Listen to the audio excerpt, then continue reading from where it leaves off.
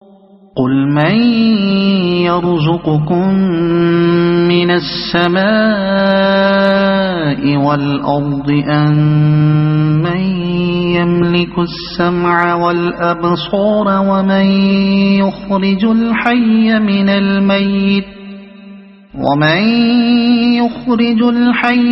الميت ويخرج الميت من الحي ومن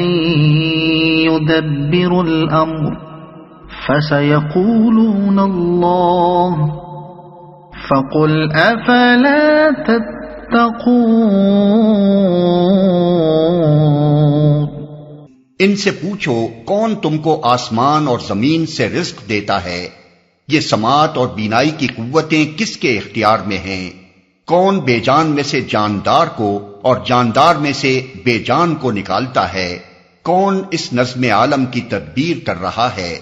وہ ضرور کہیں گے کہ اللہ۔ کہو پھر تم حقیقت کے خلاف چلنے سے پرہیز نہیں کرتے؟ فذلكم الله ربكم الحق فماذا بعد الحق إلا الضلال فأنا تصرفون۔ تب تو یہی اللہ تمہارا حقیقی رب ہے، پھر حق کے بعد گمراہی کے سوا اور کیا باقی رہ گیا؟ آخر یہ تم کدھر پھرائے جا رہے ہو؟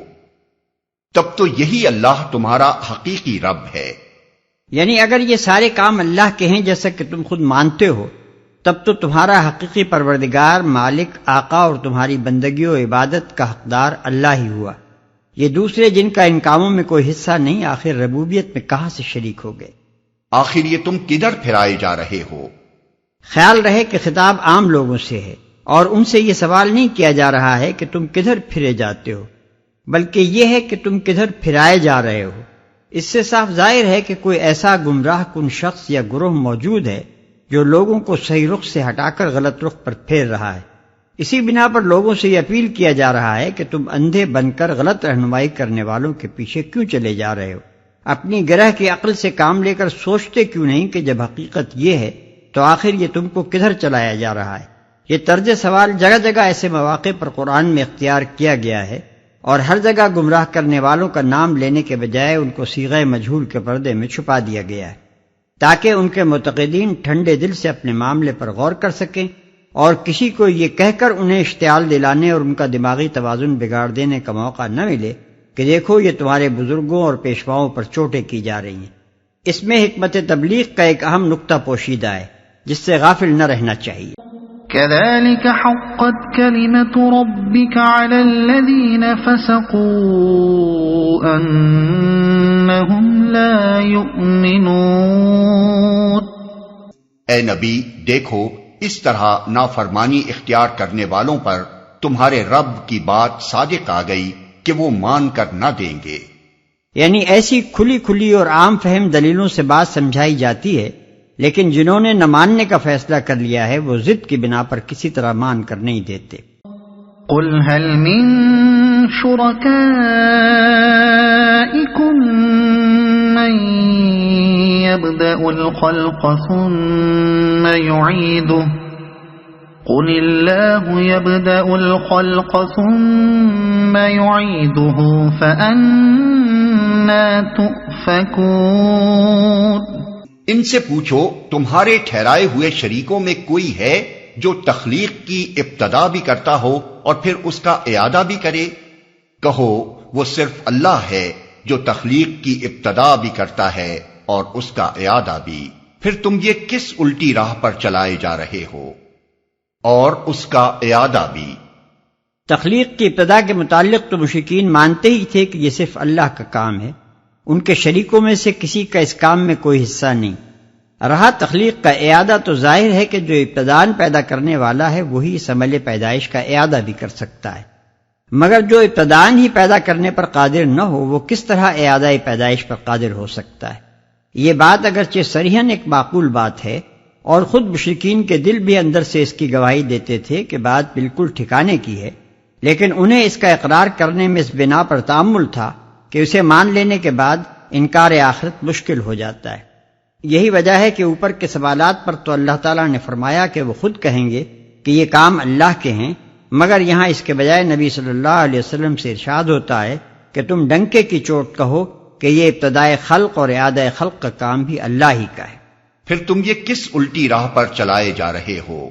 یعنی جب تمہاری ابتدا کا سرا بھی اللہ کے ہاتھ میں ہے اور انتہا کا سرا بھی اسی کے ہاتھ میں، تو خود اپنے خیر خواہ بن کر ذرا سوچو کہ آخر تمہیں یہ کیا باور کرایا جا رہا ہے کہ ان دونوں سروں کے بیچ میں اللہ کے سوا کسی اور کو تمہاری بندگیوں اور نیاز مندیوں کا حق پہنچ گیا ہے۔ قل هل من شركائكم من يهدي إلى الحق قل الله يهدي للحق أفمن يهدي إلى الحق أحق أن يتبع أم من لا يهدي إلا أن يهدى فما لكم كيف تحكمون۔ ان سے پوچھو تمہارے ٹھہرائے ہوئے شریکوں میں کوئی ایسا بھی ہے جو حق کی طرف رہنمائی کرتا ہو؟ کہو وہ صرف اللہ ہے جو حق کی طرف رہنمائی کرتا ہے۔ پھر بھلا بتاؤ جو حق کی طرف رہنمائی کرتا ہے وہ اس کا زیادہ مستحق ہے کہ اس کی پیروی کی جائے، یا وہ جو خود راہ نہیں پاتا الا یہ کہ اس کی رہنمائی کی جائے؟ آخر تمہیں ہو کیا گیا ہے؟ کیسے الٹے الٹے فیصلے کرتے ہو؟ جو حق کی طرف رہنمائی کرتا ہو۔ یہ ایک نہایت اہم سوال ہے جس کو ذرا تفصیل کے ساتھ سمجھ لینا چاہیے۔ دنیا میں انسان کی ضرورتوں کا دائرہ صرف اسی حد تک محدود نہیں ہے کہ اس کو کھانے، پینے، پہننے اور زندگی بسر کرنے کا سامان بہم پہنچے اور آفات، مصائب اور نقصانات سے وہ محفوظ رہے، بلکہ اس کی ایک ضرورت اور در حقیقت سب سے بڑی ضرورت یہ بھی ہے کہ اسے دنیا میں زندگی بسر کرنے کا صحیح طریقہ معلوم ہو اور وہ جانے کہ اپنی ذات کے ساتھ، اپنی قوتوں اور قابلیتوں کے ساتھ، اس سر و سامان کے ساتھ جو روئے زمین پر اس کے تصرف میں ہے، ان بے شمار انسانوں کے ساتھ جن سے مختلف حیثیتوں میں اس کو سابقہ پیش آتا ہے،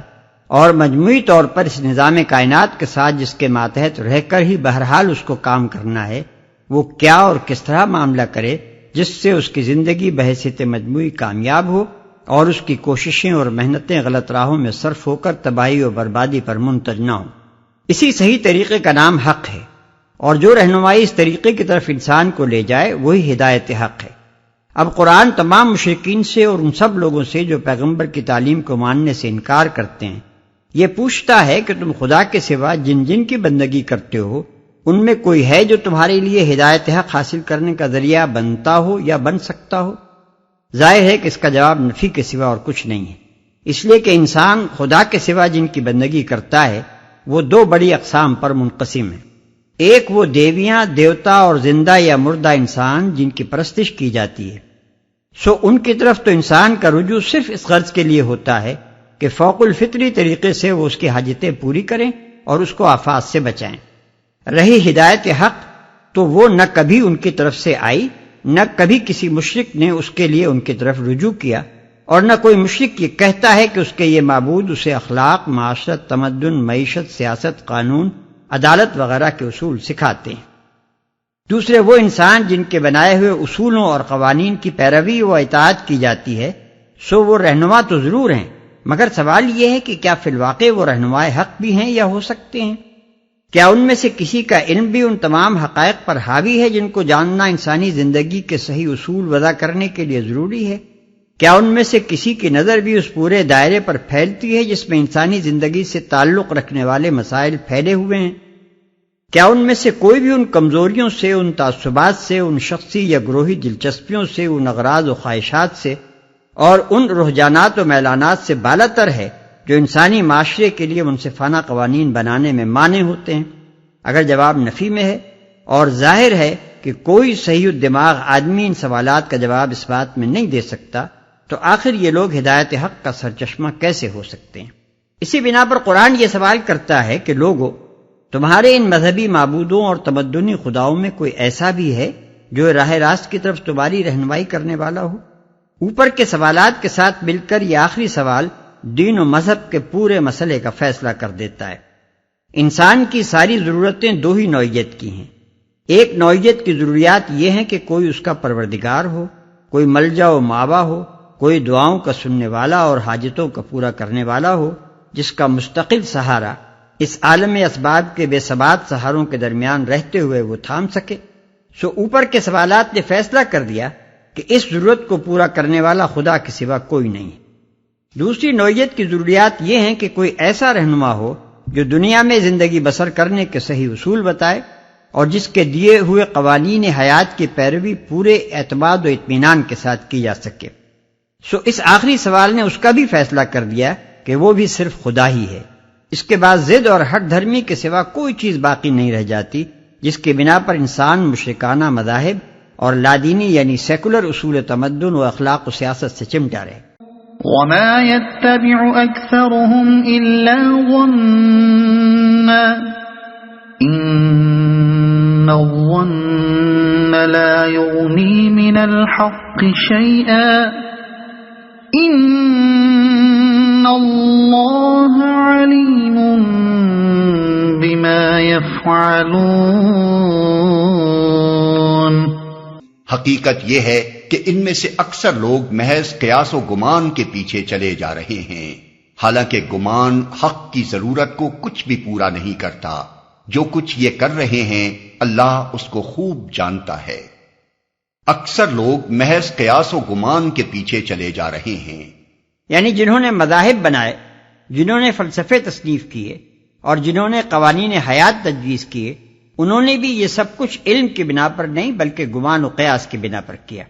اور جنہوں نے ان مذہبی اور دنیاوی رہنماؤں کی پیروی کی، انہوں نے بھی جان کر اور سمجھ کر نہیں بلکہ محض اس گمان کی بنا پر ان کا اتباع اختیار کر لیا کہ ایسے بڑے بڑے لوگ جب یہ کہتے ہیں اور باپ دادا ان کو مانتے چلے آ رہے ہیں اور ایک دنیا ان کی پیروی کر رہی ہے تو ضرور ٹھیک ہی کہتے ہوں گے۔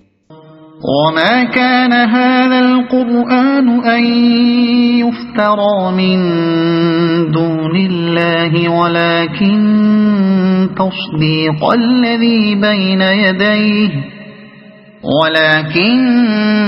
تصديق الذي بين يديه وتفصيل الكتاب لا ريب فيه من رب العالمين۔ اور یہ قرآن وہ چیز نہیں ہے جو اللہ کی وحی اور تعلیم کے بغیر تصنیف کر لیا جائے، بلکہ یہ تو جو کچھ پہلے آ چکا تھا اس کی تصدیق اور الکتاب کی تفصیل ہے۔ اس میں کوئی شک نہیں کہ یہ فرما روائے کائنات کی طرف سے ہے، اس کی تصدیق اور الکتاب کی تفصیل ہے۔ جو کچھ پہلے آ چکا تھا اس کی تصدیق ہے، یعنی ابتدا سے جو اصولی تعلیمات انبیاء علیہ السلام کی معرفت انسان کو بھیجی جاتی رہی ہیں، یہ قرآن ان سے ہٹ کر کوئی نئی چیز نہیں پیش کر رہا ہے بلکہ انہی کی تصدیق و توثیق کر رہا ہے۔ اگر یہ کسی نئے مذہب کے بانی کی ذہنی اپج کا نتیجہ ہوتا تو اس میں ضرور یہ کوشش پائی جاتی کہ پرانی صداقتوں کے ساتھ کچھ اپنا نرالا رنگ بھی ملا کر اپنی شان امتیاز نمایاں کی جائے۔ الکتاب کی تفصیل ہے، یعنی ان اصولی تعلیمات کو جو تمام کتب آسمانی کا لب لباب یعنی الکتاب ہیں، اس میں پھیلا کر دلائل و شواہد کے ساتھ، تلقین و تفہیم کے ساتھ، تشریح و توضیح کے ساتھ اور عملی حالات پر انطباق کے ساتھ بیان کیا گیا ہے۔ أَمْ يَقُولُونَ افْتَرَاهُ قُلْ فَأْتُوا بِسُورَةٍ مِثْلِهِ وَادْعُوا مَنِ اسْتَطَعْتُم مِّن دُونِ اللَّهِ إِن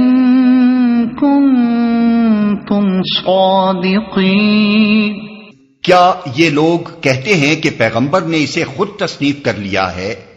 کہو اگر تم اپنے اس الزام میں سچے ہو تو ایک صورت اس جیسی تصنیف کر لاؤ اور ایک خدا کو چھوڑ کر جس کو بلا سکتے ہو مدد کے لیے بلا لو۔ عام طور پر لوگ سمجھتے ہیں کہ یہ چیلنج محض قرآن کی فصاحت و بلاغت اور اس کی ادبی خوبیوں کے لحاظ سے تھا۔ اعجاز قرآن پر جس انداز سے بحثیں کی گئی ہیں اس سے یہ غلط فہمی پیدا ہونی کچھ بعید بھی نہیں ہے، لیکن قرآن کا مقام اس سے بلند تر ہے کہ وہ اپنی یکتائی و بے نظیری کے دعوے کی بنیاد محض اپنے لفظی محاسن پر رکھے۔ بلا شبہ قرآن اپنی زبان کے لحاظ سے بھی لاجواب ہے، مگر وہ اصل چیز جس کی بنا پر یہ کہا گیا ہے کہ انسانی دماغ ایسی کتاب تصنیف نہیں کر سکتا، اس کے مضامین اور اس کی تعلیمات ہیں۔ اس میں اعجاز کے جو پہلو ہیں اور جن وجوہ سے ان کا من جانب اللہ ہونا یقینی اور انسان کا ایسی تصنیف پر قادر ہونا غیر ممکن ہے، ان کو خود قرآن میں مختلف مواقع پر بیان کر دیا گیا ہے، اور ہم ایسے تمام مقامات کی تشریح پہلے بھی کرتے رہے ہیں اور آئندہ بھی کریں گے، اس لیے یہاں بخوف طوالت اس بحث سے اجتناب کیا جاتا ہے۔ بل كذبوا بما لم يحيطوا بعلمه ولما يأتهم تأويله كذلك كذب الذين من قبلهم فانظر كيف كان عاقبة الظالمين۔ اصل یہ ہے کہ جو چیز ان کے علم کی گرفت میں نہیں آئی اور جس کا مال بھی ان کے سامنے نہیں آیا، اس کو انہوں نے خواہ اٹکل پچو جھٹلا دیا، اسی طرح تو ان سے پہلے کے لوگ بھی جھٹلا چکے ہیں، پھر دیکھ لو ان ظالموں کا کیا انجام ہوا۔ تکذیب یا تو اس بنیاد پر کی جا سکتی تھی کہ ان لوگوں کو اس کتاب کا ایک جعلی کتاب ہونا تحقیقی طور پر معلوم ہوتا، یا پھر اس بنا پر وہ معقول ہو سکتی تھی کہ جو حقیقتیں اس میں بیان کی گئی ہیں اور جو خبریں اس میں دی گئی ہیں وہ غلط ثابت ہو جاتی، لیکن ان دونوں وجوہ تقسیم میں سے کوئی وجہ بھی یہاں موجود نہیں ہے۔ نہ کوئی شخص یہ کہہ سکتا ہے کہ وہ عذرو علم جانتا ہے کہ یہ کتاب گھڑ کر خدا کی طرف منسوب کی گئی ہے، نہ کسی نے پردہ غیب کے پیچھے جھانک کر یہ دیکھ لیا ہے کہ واقعی بہت سے خدا موجود ہیں اور یہ کتاب خواہ مخواہ خدا کی خبر سنا رہی ہے، یا فی الواقع خدا اور فرشتوں اور وحی وغیرہ کی کوئی حقیقت نہیں ہے اور اس کتاب میں خواہ مخواہ یہ افسانہ بنا لیا گیا ہے۔ نہ کسی نے مر کر یہ دیکھ لیا ہے کہ دوسری زندگی اور اس کے حساب کتاب اور جزا و سزا کی ساری خبریں جو اس کتاب میں دی گئی ہیں غلط ہیں، لیکن اس کے باوجود نرے شک اور گمان کی بنیاد پر اس شان سے اس کی تکذیب کی جا رہی ہے کہ گویا علمی طور پر اس کے جعلی اور غلط ہونے کی تحقیق کر لی گئی ہے۔ وَمِنْهُمْ مَنْ يُؤْمِنُ بِهِ وَمِنْهُمْ مَنْ لَا يُؤْمِنُ بِهِ وَرَبُّكَ أَعْلَمُ بِالْمُفْسِدِينَ۔ ان میں سے کچھ لوگ ایمان لائیں گے اور کچھ نہیں لائیں گے، اور تیرا رب ان مفسدوں کو خوب جانتا ہے۔ ایمان نہ لانے والوں کے متعلق فرمایا جا رہا ہے کہ خدا ان مفسدوں کو خوب جانتا ہے، یعنی وہ دنیا کا منہ تو یہ باتیں بنا کر بند کر سکتے ہیں کہ صاحب ہماری سمجھ میں بات نہیں آتی، اس لیے نیک نیتی کے ساتھ ہم اسے نہیں مانتے، لیکن خدا جو قلب و ضمیر کے چھپے ہوئے رازوں سے واقف ہے، وہ ان میں سے ایک ایک شخص کے متعلق جانتا ہے کہ کس کس طرح اس نے اپنے دل و دماغ پر قفل چڑھائے، اپنے آپ کو غفلتوں میں گم کیا، اپنے ضمیر کی آواز کو دبایا، اپنے قلب میں حق کی شہادت کو ابھرنے سے روکا، اپنے ذہن سے قبول حق کی صلاحیت کو مٹایا، سن کر نہ سنا، سمجھتے ہوئے نہ سمجھنے کی کوشش کی، اور حق کے مقابلے میں اپنے تعصبات کو، اپنے دنیاوی مفاد کو، اپنی باطل سے الجھی ہوئی اغراض کو اور اپنے نفس کی خواہشوں اور رغبتوں کو ترجیح دی۔ اسی بنا پر وہ معصوم گمراہ نہیں ہیں بلکہ در حقیقت مفسد ہیں۔